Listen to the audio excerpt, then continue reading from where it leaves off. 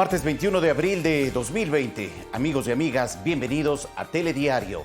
Arrancamos una nueva jornada con la seguridad de que el compromiso, la fuerza y paciencia de todos nos permitirá salir pronto adelante. Revisamos los titulares.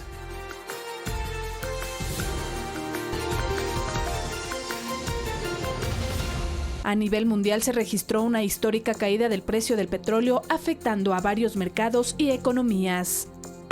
En cadena nacional, el presidente Lenín Moreno aseguró que Ecuador enfrenta el momento más crítico de su historia, tras la caída del precio del barril de crudo. Autoridades recorren más hospitales en distintos puntos del país con el propósito de supervisar que se multiplique su operación y enfrentar la crisis sanitaria. Desde Corea del Sur llegaron a Quito insumos médicos y las primeras 5.000 pruebas para detección del COVID-19.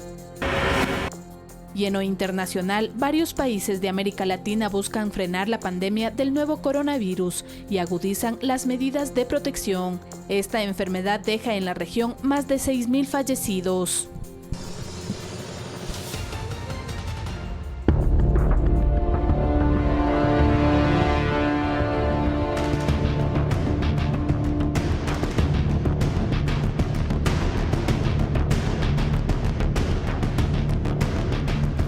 Siete de la mañana, 4 minutos. Este 20 de abril, el precio del barril de petróleo de referencia en Estados Unidos se derrumbó y cayó a terreno negativo por primera vez en la historia, afectando a varios mercados y a economías a nivel mundial.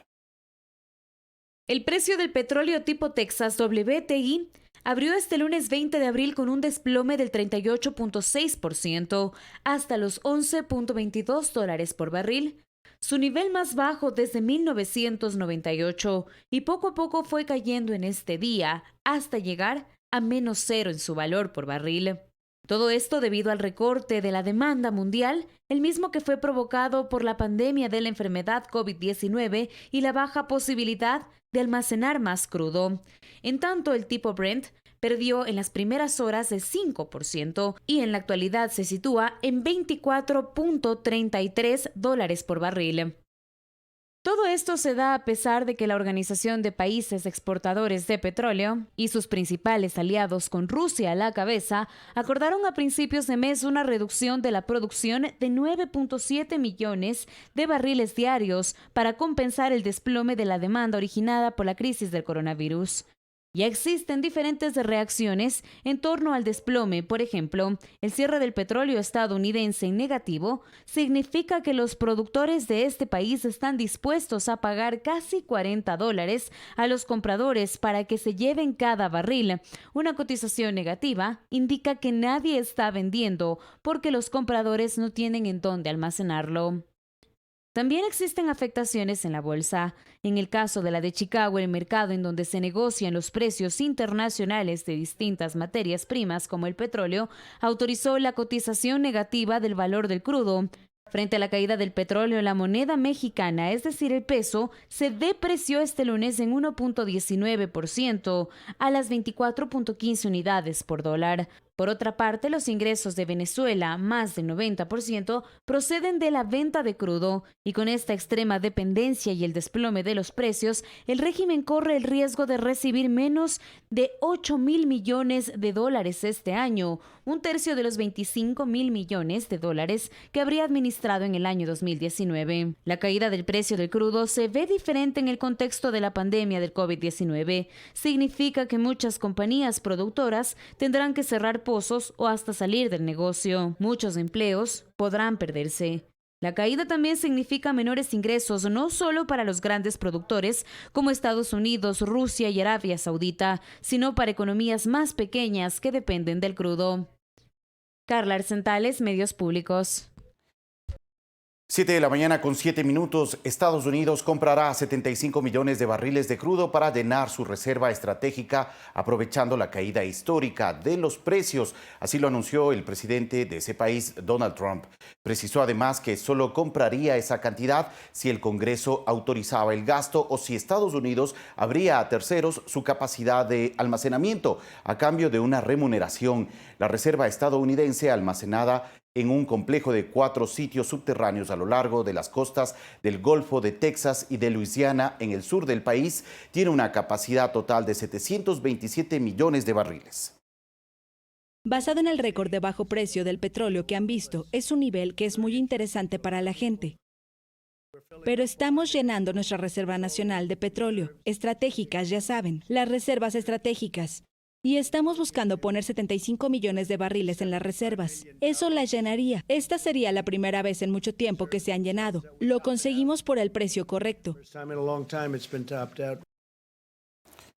Bueno, y durante este martes 21 de abril también entendemos que los mercados internacionales registran una caída en picada del precio del crudo internacional. Y la caída histórica del precio del petróleo a nivel internacional afecta a la economía de los países productores. Es el caso de Ecuador, que depende principalmente de la exportación de este producto. Analistas sugieren fortalecer la actividad minera como alternativa para suplir el déficit que deja este momento la venta de crudo. El precio del petróleo intermedio de Texas WTI registró una fuerte caída en el mercado internacional, cerrando transacciones en menos $37.63 por barril, la cifra más baja de la historia. Con el precio actual del barril de petróleo de menos $37.63, tiene más valor un litro de leche, un pan o una botella de agua. No obstante, para Fernando Santos Albite, analista petrolero, lo registrado hoy con el precio del crudo se debió a una anomalía que debería modificarse a mediados de esta semana. ¿Qué pasó? Que el día de mañana, martes, termina el contrato para entrega en el mes de mayo. Y ya el mes de mayo es un mes en que ya nadie consume crudo. En el caso de Ecuador, el incidente registrado con la rotura del OCP ha provocado que nuestro país no esté exportando crudo en este momento, lo que se traduce en que lo ocurrido este lunes no tuvo impacto directo. Para Gustavo Pinto, analista en temas petroleros, para mejorar las condiciones de la actividad, se debe renegociar los actuales contratos petroleros para evitar un mayor impacto en la economía nacional. Para nosotros, mejor es tenerle guardado como ahorita está, pero por circunstancias de la naturaleza, es no producir, porque además en las condiciones en que están establecidos los contratos, realmente el Estado, el país pierde totalmente su recurso. Ambos analistas creen que el fortalecimiento de la actividad minera permitiría tener mayor flujo de ingresos en estos tiempos en que el principal producto de exportación del Ecuador no es rentable. No hay que esperar mayor cosa del petróleo. Ojalá saquemos un precio siquiera para cubrir los costos, porque si no, en vez de ser una ayuda para el presupuesto, va a ser una carga, ¿verdad?, si vendemos por debajo del costo de producción. Para el próximo mes, el precio del crudo WTI se estima que se ubicará en $20 por barril, un valor que no ayudará a la economía de los pequeños países petroleros. Carlos Flores, Medios Públicos. 7 de la mañana, 11 minutos, y en cadena nacional, la noche de ayer, el presidente de la República, Lenín Moreno, advirtió que Ecuador vive el momento más crítico en su historia debido al desplome del valor del crudo. El jefe de Estado informó que se ha emprendido una campaña diplomática para recibir el apoyo de países amigos frente a la difícil situación económica. Hoy, en medio del embate de la pandemia que sacude al Ecuador y al mundo, hemos sido sacudidos por otra noticia negativa: la caída histórica del precio del petróleo, nunca antes vista, que llegó inclusive a precios negativos, a menos de cero. Es sin duda alguna un golpe durísimo para la economía de nuestro país, que depende de la venta de petróleo, es su principal producto de exportación. Ecuador enfrenta el momento más crítico de su historia. Al impacto de los efectos de la pandemia se suma una economía debilitada por el endeudamiento irresponsable y la corrupción galopante del gobierno anterior. Por si acaso, para aquellos desmemoriados, vale recordar que recibimos un Ecuador en condiciones muy difíciles. Heredamos un país con una deuda que sobrepasó los $65.000 millones. Heredamos un país con las arcas vacías y sin reservas internacionales. Heredamos un país sin un centavo de ahorro en las cuentas fiscales y ningún fondo de previsión para contingencias como la que estamos viviendo ahora. Mientras hay países vecinos como Colombia, Perú, como Chile, que tienen decenas de miles de dólares ahorrados. En el 2018, inclusive recibimos un espaldarazo del Fondo Monetario Internacional, del Banco Mundial, del Banco Interamericano de Desarrollo, de la CAF, con un programa de apoyo de más de 10.000 millones de dólares. El viernes pasado también recibimos una respuesta positiva de los tenedores de deuda que confían en el esfuerzo que está realizando el país. Y con ello logramos posponer el pago de 811 millones de dólares. Y recientemente también la Comunidad Económica Europea ha dado el apoyo al Ecuador. Hoy nos enfrentamos a otro reto descomunal: el derrumbe jamás visto del precio del petróleo debido a la baja de la demanda mundial. La caída del precio del barril nos va a hacer pasar, sin duda alguna, momentos muy difíciles como nación. Incluso podría complicar operaciones económicas futuras. Es claro que no vamos a vivir la misma realidad. Es claro que vamos a tener que vivir una nueva realidad. Los funcionarios públicos, por ejemplo, no podrán volver a ganar lo mismo que antes. Esa realidad es ahora simplemente así, de sencillo, insostenible. Es momento de enfocar todos los recursos en atender a las personas más desposeídas. 7 de la mañana, 14 minutos. Nos acompaña vía videoconferencia a esta hora el economista Mauricio Pozo, exministro de Finanzas, a quien agradecemos su atención. Buenos días, economista. Gracias por acompañarnos. Buenos días, Fabricio. Un gusto estar con ustedes. Muchas gracias, economista. Muy gentil. Gracias por atender este llamado. Bueno, ¿es realmente este el momento más crítico que vive el país en materia económica? Sí, tengo que coincidir con ello. Antes de este desplome del precio del petróleo que ocurrió el día de ayer, ya estábamos en la peor coyuntura económica de la historia del país realmente. Nunca el país ha estado en una situación de esta naturaleza donde se conjuga un problema sanitario con un problema económico, y las previsiones así lo demuestran. Las estimaciones, de acuerdo a algunas fuentes de información, es que este año el Ecuador decrezca entre el 6 y el 7%. Algunos escenarios más pesimistas hablan del 10 y del 12. Nunca el país ha caído esto. El 99, el decrecimiento fue de alrededor del 5%, así que tengo que coincidir con esta realidad. Economista Pozo, sin duda el escenario es muy complejo el que está viviendo actualmente nuestro país, con la caída de los valores del crudo en el mercado internacional, con esta emergencia sanitaria que se está viviendo, sumado a ello ya la situación difícil que en materia económica estaba arrastrando el país. Pero ¿cuáles podrían ser los efectos que nosotros, como ciudadanos comunes, podríamos sentir a futuro bajo este escenario? Bueno, el problema que tenemos es un problema de una crisis expresada en que el país produce menos, las empresas venden menos, con lo cual tienen dificultad de pagar sus obligaciones, dificultad de pagar a sus proveedores, dificultad de pagar a sus empleados. Hay gente que eventualmente va a perder su empleo, lamentablemente. Conseguir trabajo va a ser obviamente mucho más difícil. La liquidez se restringe, por lo tanto, acceder a una línea de crédito va a ser más difícil que antes. Y con ello, pues, lamentablemente hay riesgos de que suba también la inseguridad por la propia crisis económica. Así que esa es la forma como se manifiesta una situación de esta naturaleza. La recesión mundial lo que significa es que el mundo se hace más pequeño. Los países producen menos y el Ecuador no está exento de esa realidad. Las ventas de las empresas ecuatorianas pequeñas, medianas, grandes también se hacen más pequeñas.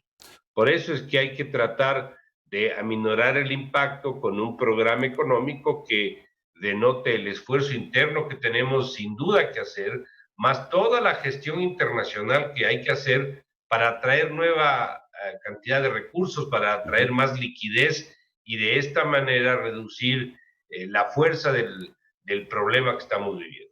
Bueno, y frente a esta situación, el Gobierno Nacional hace pocos días ya ha remitido a la Asamblea Nacional 2 propuestas de ley para tratar de atender esta situación en materia económica. ¿En qué medida podrá realmente apoyar estas iniciativas del Ejecutivo en mejorar en algo el escenario económico de nuestro país en un futuro inmediato?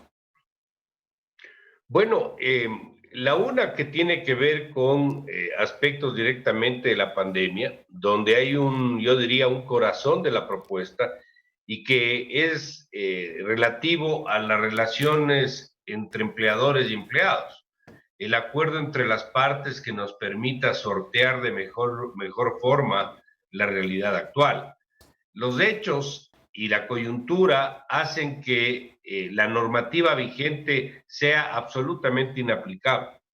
No podemos pretender que con esta realidad estén vigentes los principios legales, por ejemplo, del despido intempestivo, cuando eso es inaplicable, tan simple porque las empresas no pueden vender y por lo tanto no tienen liquidez para liquidar a nadie.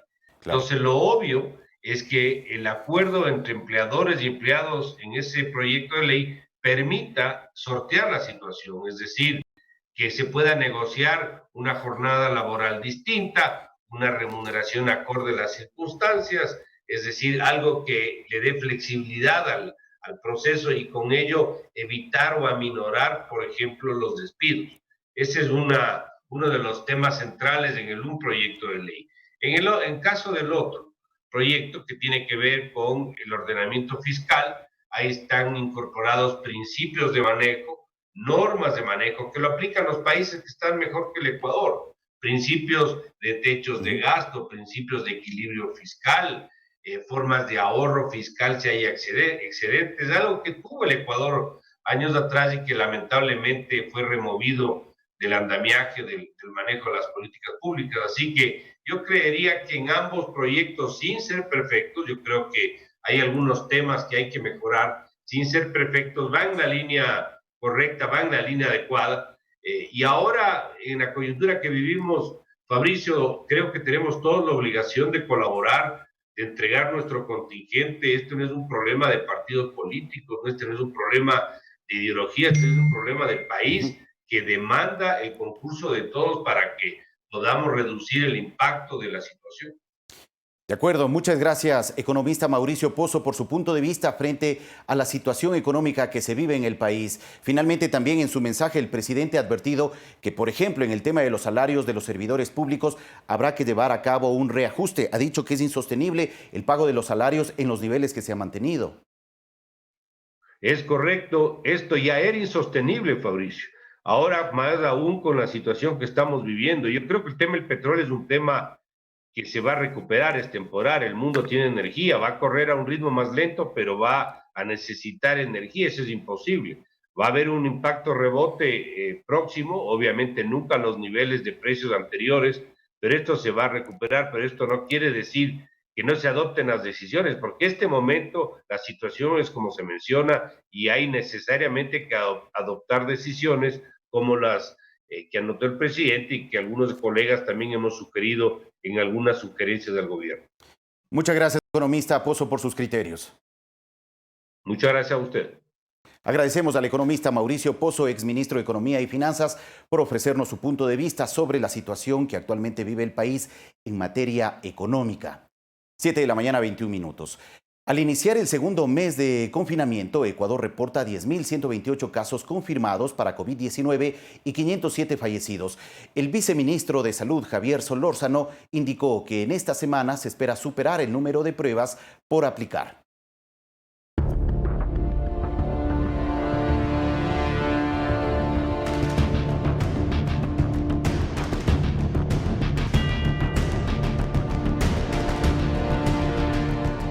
Ecuador comienza este lunes el segundo mes de confinamiento. A la fecha, la ministra de Gobierno, María Paula Romo, detalló las cifras de casos de contagio por coronavirus en el país. Hasta la media mañana hay un total de 10.128 casos de contagio y 507 compatriotas fallecidos.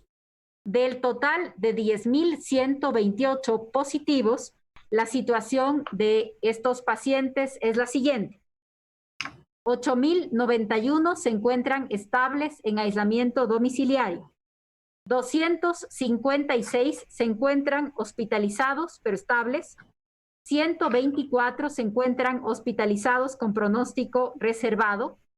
507 del total de los que han dado positivo, 507 han fallecido y 1.150 han recibido ya el alta hospitalaria. El viceministro de Salud, Javier Solórzano, expuso además que en esta semana se podrá superar la brecha de pruebas pendientes para confirmar casos de coronavirus. Estamos casi alcanzando ya la capacidad máxima de la máquina. Esa máquina tiene la capacidad de hacer 1.400 pruebas diarias. Hemos logrado en este último fin de semana procesar 3.900 pruebas desde el viernes, es decir, estamos casi llegando a la capacidad máxima. Pero la buena noticia es que hemos encontrado un laboratorio adicional en Santa Elena que nos está dando la mano y vamos a mandar a procesar todas estas muestras que están represadas para obtener los resultados en lo más pronto posible en esta semana. La vocera gubernamental de este informe precisó además que se abrirá la información y los datos referentes a esta emergencia para un mejor análisis de la situación a la que se enfrenta el país. Es más, el registro civil subirá datos referentes a las defunciones tanto por cantón y ciudad del país. Javier Ceballos, Medios Públicos. 7 de la mañana, 23 minutos. La Organización Mundial de la Salud declaró a Ecuador como una de las naciones más golpeadas por la pandemia del coronavirus en Sudamérica. Frente a este anuncio, el organismo internacional comprometió su apoyo para garantizar el acceso a suministros médicos vitales. Ecuador fue declarado por la Organización Mundial de la Salud como país prioritario para atención sanitaria, anunció el presidente Lenín Moreno. He recibido la llamada del director general de la Organización Mundial de la Salud, Dr. Tedros Adhanom, con respuesta favorable a mi pedido de que Ecuador sea declarado país prioritario para atención sanitaria y la posibilidad de utilizar recursos de esa organización para insumos médicos, señaló el primer mandatario en su cuenta de Twitter y pidió al ministro de Salud, Juan Carlos Ceballos, encargarse de inmediato de tramitar esa ayuda. De su lado, el director de la Organización Mundial de la Salud, Dr. Tedros Adhanom, aseguró que ese organismo y la Organización Panamericana de la Salud harán todo lo que puedan para apoyar a Ecuador y su gente y asegurarse de que tengan acceso a los suministros médicos vitales para reforzar la lucha contra la COVID-19. Ecuador es uno de los países más afectados de Latinoamérica a causa del coronavirus. El epicentro está en Brasil, con más de 36.000 casos confirmados, seguido de Perú con más de 16.000 infectados. Chile supera los 10.300 casos y luego Ecuador, que registra hasta el momento 10.128 casos confirmados de COVID-19 y 507 personas fallecidas. El pasado 17 de abril, el Ministerio de Relaciones Exteriores informó que la Unión Europea también designó a Ecuador como una de las naciones que necesita atención prioritaria y que recibirá cooperación de la Dirección de Protección Civil Europea y operaciones de asistencia humanitaria. El país cumplió 35 días de cuarentena y mantiene un toque de queda nacional desde las 14 horas hasta las 5 de la mañana. Valeria Villarroel, Medios Públicos. 7 de la mañana, 26 minutos. El vicepresidente de la República, Otto Sonnenholzner, garantizó nuevas inversiones en los hospitales de El Oro, Imbabura y Carchi. El segundo mandatario visitó estas instalaciones y comprobó la entrega de insumos médicos y la capacidad hospitalaria.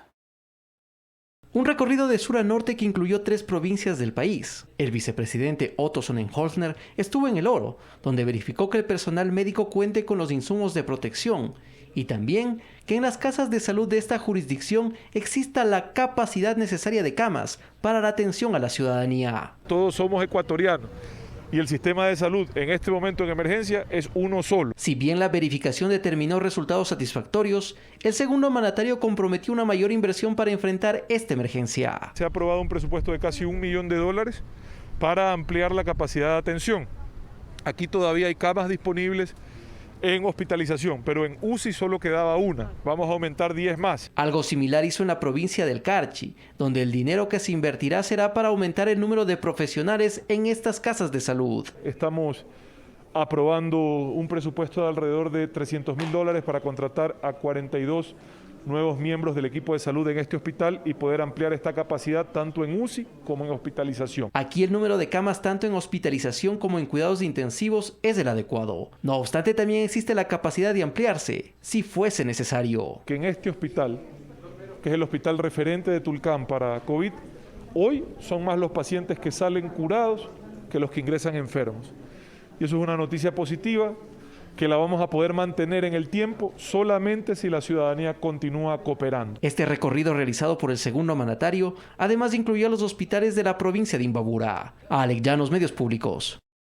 7 de la mañana, 28 minutos. Y en las últimas horas, el segundo mandatario también recorrió varios hospitales en las provincias de Zamora, Chinchipe y Loja para supervisar el funcionamiento de estas casas de salud ubicadas en la zona sur del país. Los médicos y personal administrativo de los hospitales aseguraron al vicepresidente y las autoridades que participaron en estas visitas que están en capacidad de duplicar su atención hospitalaria como medida preventiva.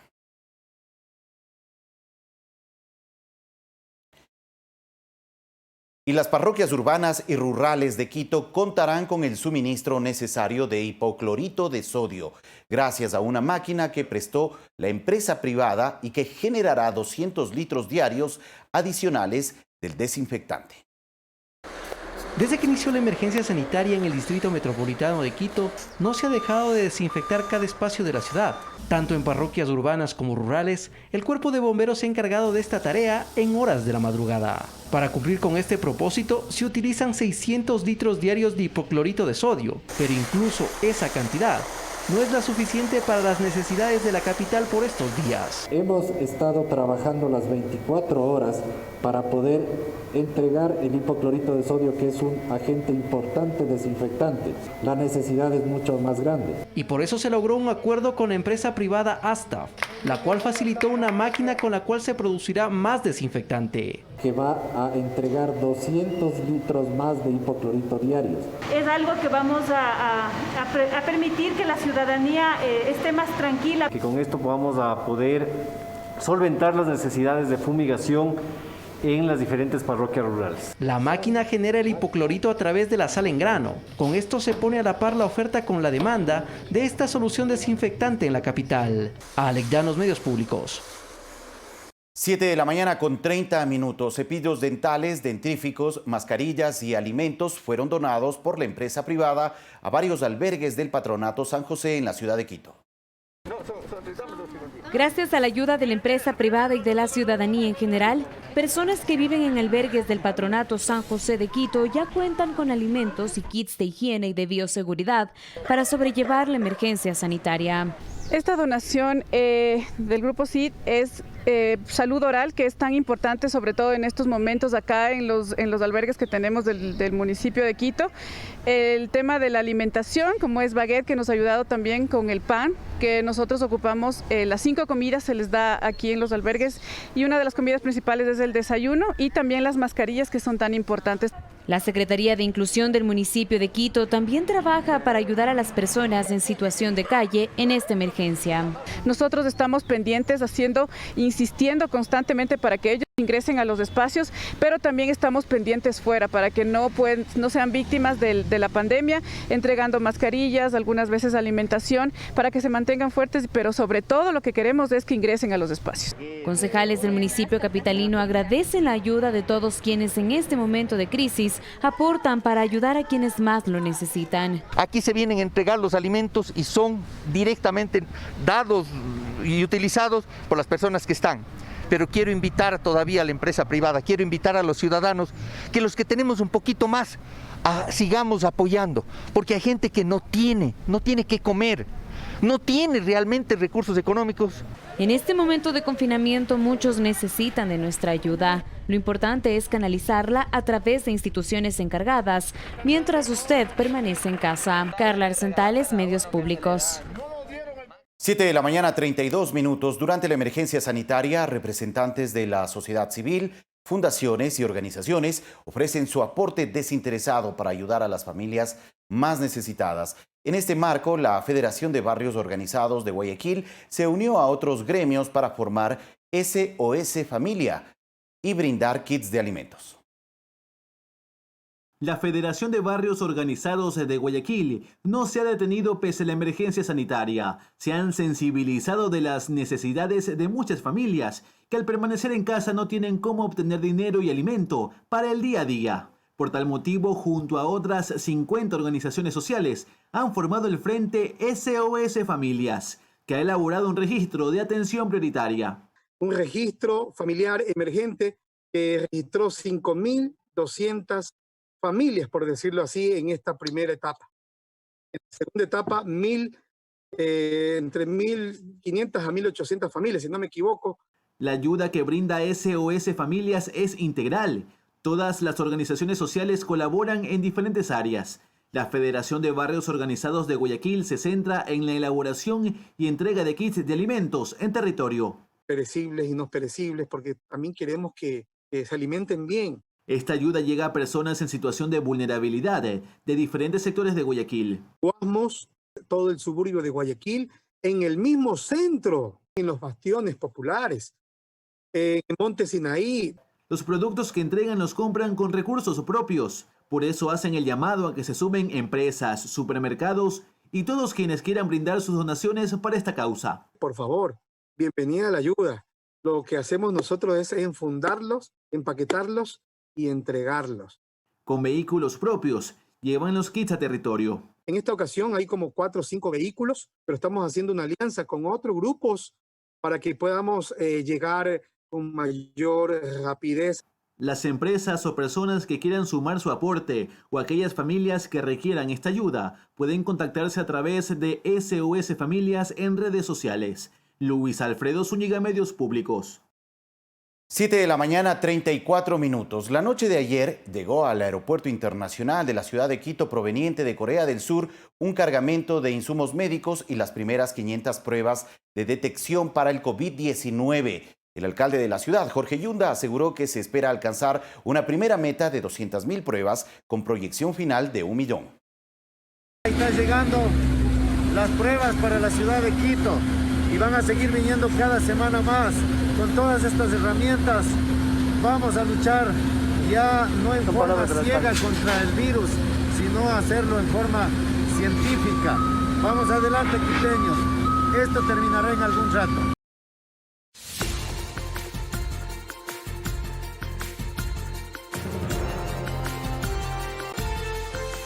Siete de la mañana, 37 minutos. Varios dirigentes consideran que las reformas propuestas por el Ejecutivo afectarán a los trabajadores y que son inconstitucionales. Indican que se afectan derechos adquiridos. No descartan movilizaciones. La ley de apoyo humanitario propone que los trabajadores del sector público aportarán el 10% del salario si ganan más de $1.000. Esto es inconstitucional, según Richard Gómez, dirigente de la Central Unitaria de Trabajadores. Totalmente inconstitucional los 9 meses y más inconstitucional todavía hablar de un descuento ya permanente hasta que el día que se jubile un compañero.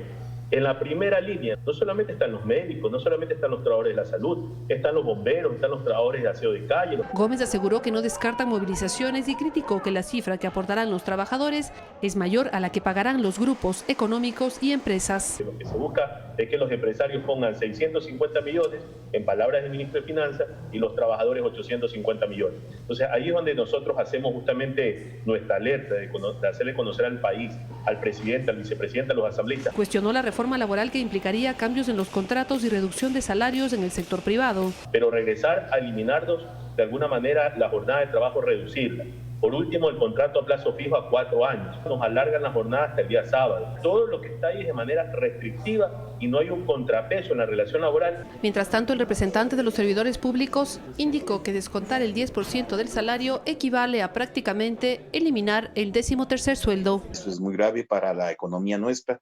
Cuando se conversaba con autoridades del gobierno, el apoyo no es que estaba condicionado, pero habíamos conversado en el sentido que este apoyo que estamos dispuestos a dar los empleados públicos era a cambio de que se dé y se otorgue la estabilidad necesaria a los que estamos laborando en el sector público. No más despidos o ceses o como se llame. Verónica Rivadeneira, Medios Públicos.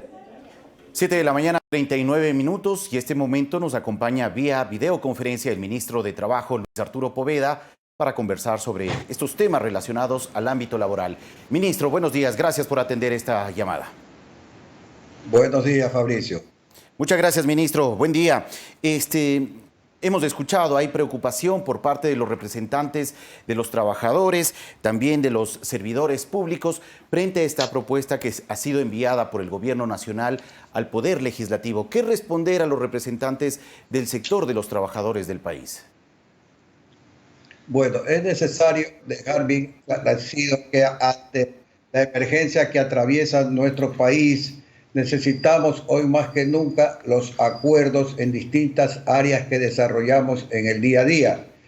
Nosotros tenemos como Ministerio de Trabajo una política del acuerdo que debe ser entre los actores de la relación laboral, esto es, trabajadores y empleadores, para así mantener, preservar la fuente de trabajo, la estabilidad laboral y consecuentemente también la empresa que esté vigente, pueda seguir ofreciendo trabajo.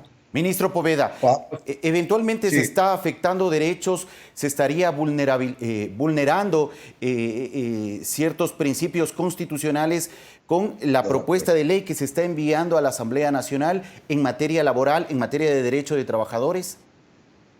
En ningún momento se está violentando derechos de los trabajadores. Antes, por el contrario, se está ampliando las modalidades de contratación y más aún en esta emergencia que vive el país, como es la sanitaria, la económica y lo social. Tenemos dentro del proyecto los acuerdos donde va a primar para preservar las fuentes de trabajo y que se los hacen entre trabajadores y empleadores. Pueden de común acuerdo modificar las condiciones de la realidad laboral. ¿Y cuál es la finalidad? La finalidad es de mantener la fuente de trabajo y la estabilidad laboral de los trabajadores. Esto es el contrato especial de los derechos de los trabajadores.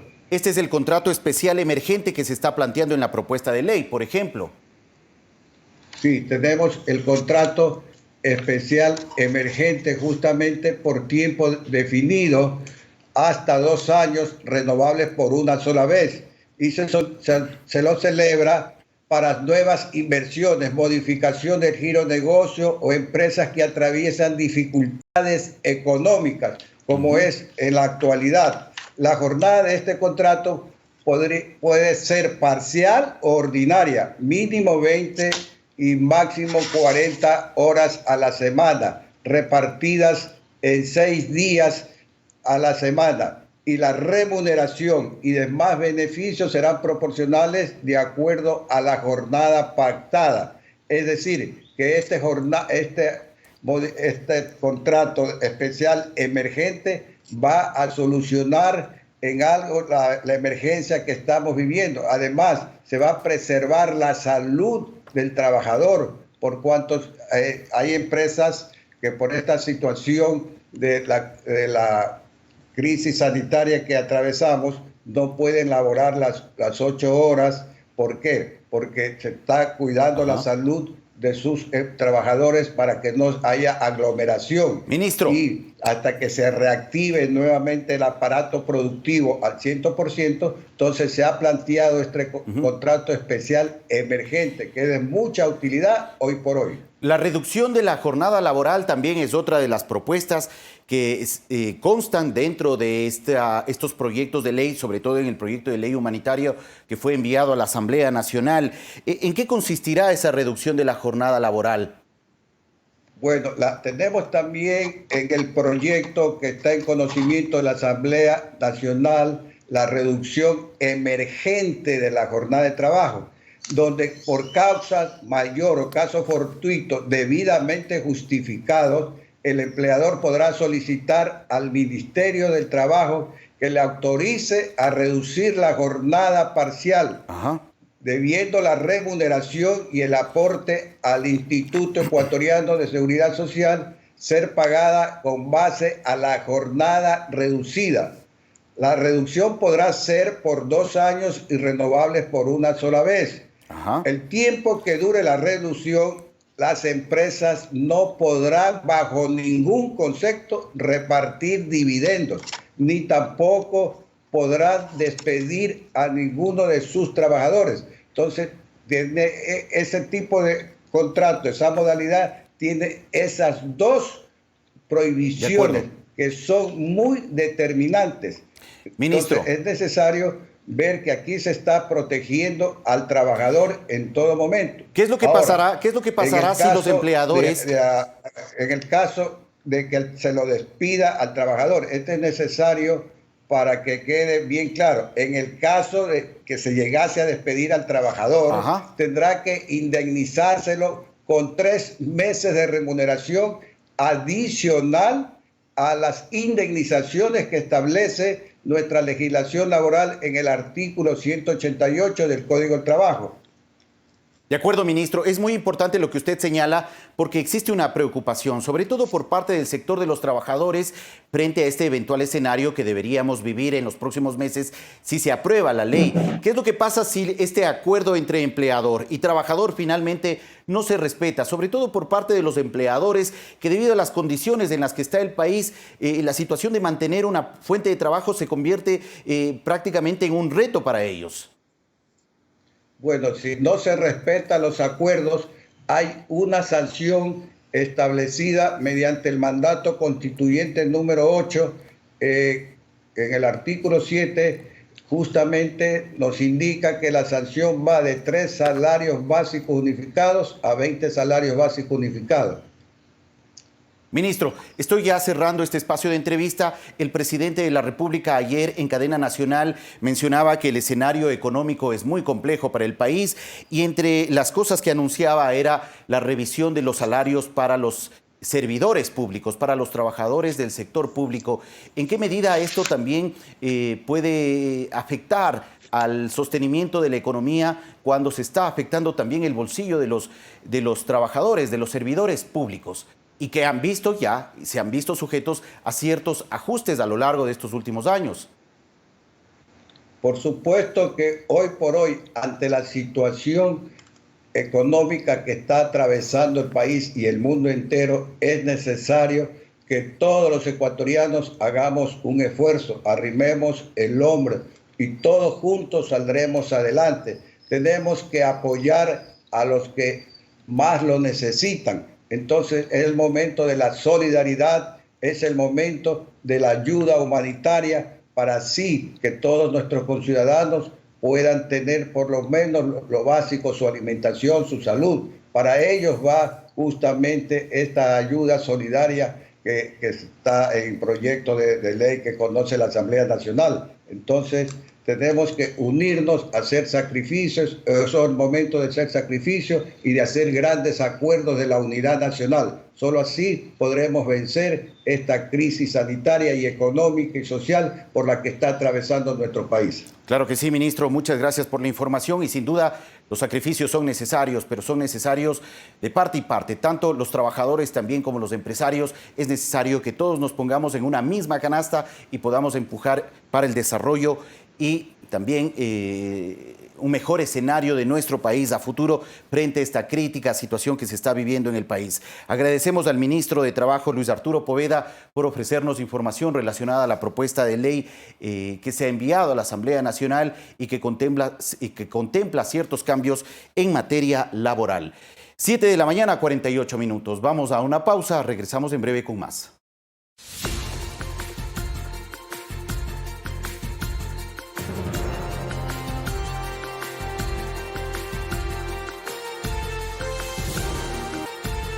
Siete de la mañana, 50 minutos. En la provincia del Guayas, el Ministerio de Inclusión Económica y Social adopta estrategias para evitar aglomeraciones entre los beneficiarios del bono de protección familiar y evitar contagios de coronavirus.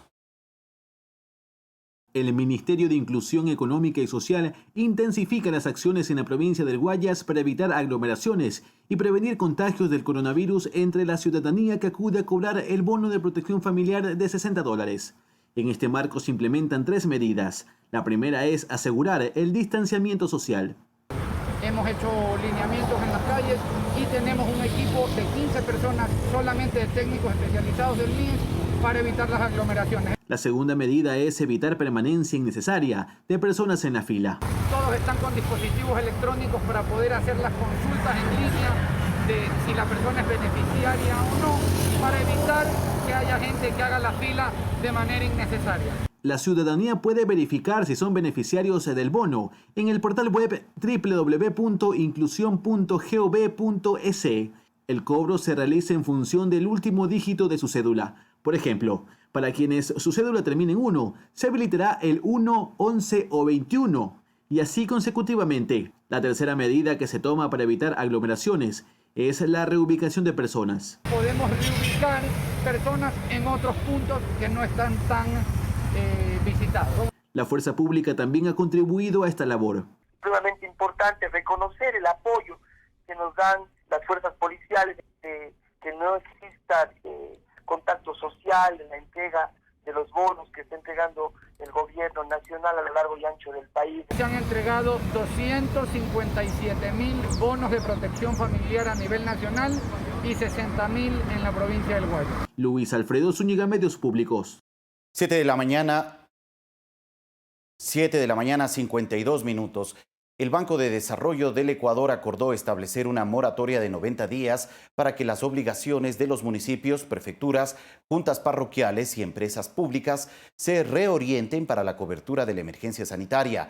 El gerente del BEDE, Carlos Julio Jaramillo, anunció la apertura de una línea de crédito de $10 millones para que los gobiernos autónomos descentralizados puedan contar con recursos para enfrentar la pandemia. El apoyo del BEDE va por dos vías. El primero, estableció una moratoria de 90 días para que los recursos que los gobiernos autónomos descentralizados debían pagar a la entidad los reorienten para enfrentar la emergencia sanitaria por el coronavirus. Según Carlos Julio Jaramillo, gerente del BEDE, hasta el momento la institución ha recibido 226 solicitudes de municipios, consejos provinciales, empresas públicas y juntas parroquiales para acogerse a este pedido. Dando un presupuesto total de alrededor de $65 millones que directamente están siendo utilizados por los gobiernos autónomos descentralizados para mitigar la emergencia sanitaria. Es importante saber que de esos 226 solicitudes, 161 de esos son gobiernos municipales, 17 son consejos provinciales, hay 9 empresas públicas, hay 35 juntas parroquiales y existe también organismos de educación superior y también organismos estatales. El segundo apoyo para los GATS apunta a la apertura de una línea de crédito por $10 millones, de la misma manera para destinarlos al combate de la pandemia. Primero, prevención, es decir, fumigación. Podrían hacer campañas de fumigación, adquirir kits para fumigar, equipos de fumigación, asimismo kits de higiene personal como mascarillas, guantes, termómetros infrarrojos de temperatura, solución desinfectante. Muy importante, con esta misma línea de crédito pueden también en materia de prevención hacer adquisiciones de raciones alimenticias para tener a las familias realmente garantizado su insumo y poderles pedir que estén en sus casas. Javier Ceballos, Medios Públicos.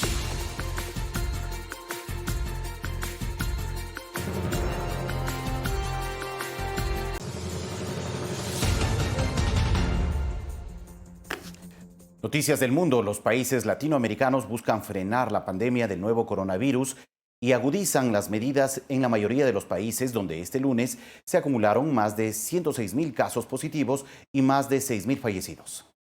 Brasil, el más afectado, busca levantar las medidas de aislamiento impuestas por gobernadores para evitar la propagación del COVID-19.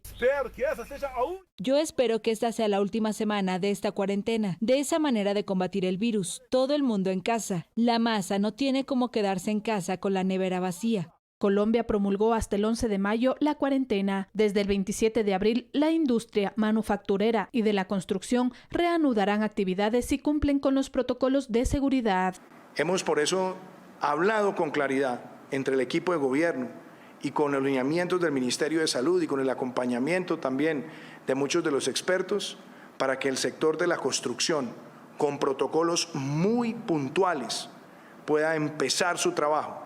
El gobierno de Chile anunció el inicio de las clases en mayo. Además, lanzó un proyecto de ley para instaurar un ingreso de emergencia que será entregado a las familias más pobres. Compartimos y sentimos como propios sus penas, sus alegrías, sus temores, sus esperanzas.